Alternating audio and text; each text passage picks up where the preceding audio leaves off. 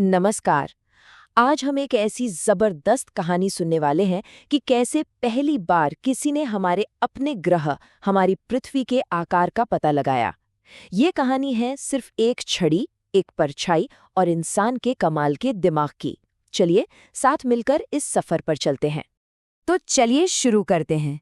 इस कहानी की शुरुआत होती है पृथ्वी के अपने ही थोड़े से अजीब आकार से, क्योंकि हमारा ये घर जैसा दिखता है वैसा है नहीं। हम सब यही सोचते हैं ना कि पृथ्वी एक गेंद की तरह बिल्कुल गोल है, पर असल में ऐसा नहीं है। ये ध्रुवों पर यानी ऊपर और नीचे से थोड़ी चपटी है, जैसे किसी ने हल्के से दबा दिया हो। इसे एक खास नाम दिया गया है, जियोइड। मतलब उत्तरी ध्रुव थोड़ा ज्यादा ऊंचा है और दक्षिणी ध्रुव थोड़ा ज्यादा चपटा। हाँ, जियोइड सुनने में थोड़ा मुश्किल शब्द लगता है, पर इसे समझने का एक आसान तरीका है। सोचिए, अगर पूरी पृथ्वी पर सिर्फ पानी होता, कोई जमीन नहीं, तो गुरुत्वाकर्षण और पृथ्वी के घूमने की वजह से उसकी सतह जो आकार लेती, बस उसी को जियोइड कहते हैं। यही है हमारे ग्रह का असली कुदरती शेप। तो अब सवाल उठता है कि हमारी पृथ्वी कितनी बड़ी है। अगर हम अपने सौरमंडल में देखें तो एक तरफ बृहस्पति और शनि जैसे भीमकाय ग्रह हैं, और दूसरी तरफ छोटे चट्टानी पड़ोसी। और इन सब के बीच आती है हमारी पृथ्वी, साइज के मामले में 5वें नंबर पर। लेकिन बात सिर्फ साइज की नहीं है। जो चीज पृथ्वी को वाकई में सबसे अलग बनाती है वो है यहाँ का माहौल।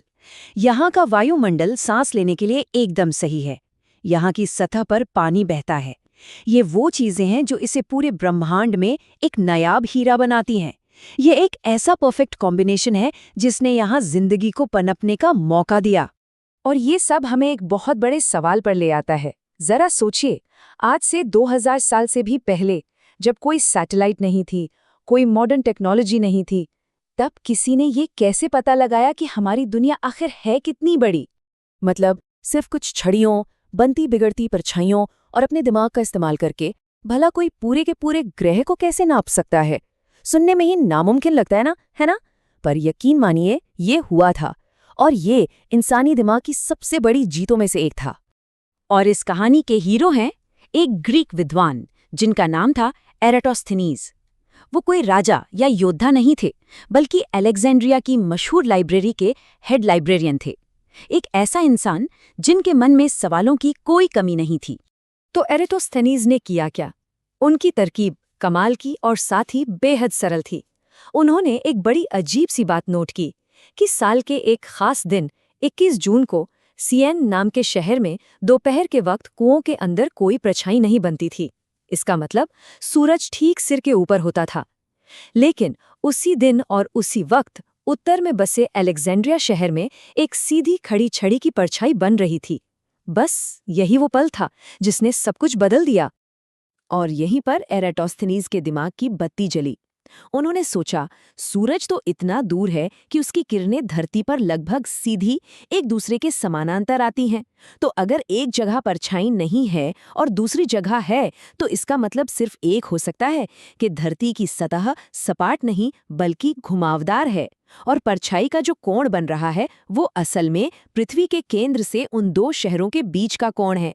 इसे ऐसे समझिए जैसे पृथ्वी एक बड़ा सा केक है। एराटोस्थेनीज ने उस परछाई के एंगल से केक का बस एक छोटा सा टुकड़ा, एक स्लाइस नाप लिया।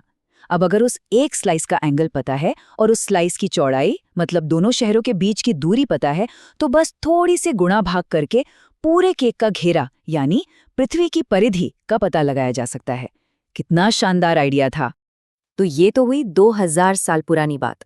अब एक लंबी छलांग लगाते हैं और सीधे आज के दौर में आते हैं, क्योंकि एराटोस्थेनीज का वो आइडिया आज भी जिंदा है और हम सब उसे रोज इस्तेमाल करते हैं, शायद बिना जाने हुए। यकीन करना मुश्किल है ना? लेकिन जो जीपीएस हमारे फोन में है, हमारी गाड़ियों में है, वो ठीक उसी बेसिक गणित पर काम करता है। एक गोले पर अलग अलग बिंदुओं के बीच के कोण और दूरी को नापना, ये सब वहीं से शुरू हुआ। तो ये जीपीएस यानी ग्लोबल पोजिशनिंग सिस्टम है क्या? सोचिए, आसमान में 24 सैटेलाइट्स का एक जाल है जो लगातार धरती के चक्कर काट रहा है। ये सैटेलाइट्स मिलकर ठीक वही काम करते हैं जो एराटोस्थेनीज की छड़ी और उनकी ज्यामिति ने किया था, बस बहुत बड़े पैमाने पर और बहुत ज्यादा सटीकता के साथ। और इसका इस्तेमाल सिर्फ रास्ता ढूंढने तक ही सीमित नहीं है। आज सोशल मीडिया पर चेक इन करने से लेकर बड़े बड़े मिलिट्री ऑपरेशंस तक, शहरों की प्लानिंग से लेकर मुश्किल वक्त में लोगों की जान बचाने तक, यहाँ तक कि रोबोटिक सर्जरी में भी हर जगह वही प्राचीन ज्यामिति काम आ रही है। और ये सब शुरू कहाँ से हुआ था? सिर्फ एक परछाई से।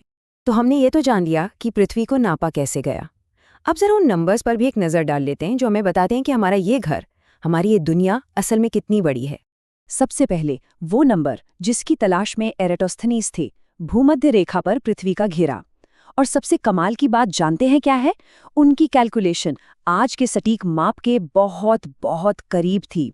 मतलब 2000 साल पहले सिर्फ एक छड़ी और अपने दिमाग से इतनी सटीकता। अब याद है हमने शुरू में बात की थी कि पृथ्वी पूरी तरह गोल नहीं है।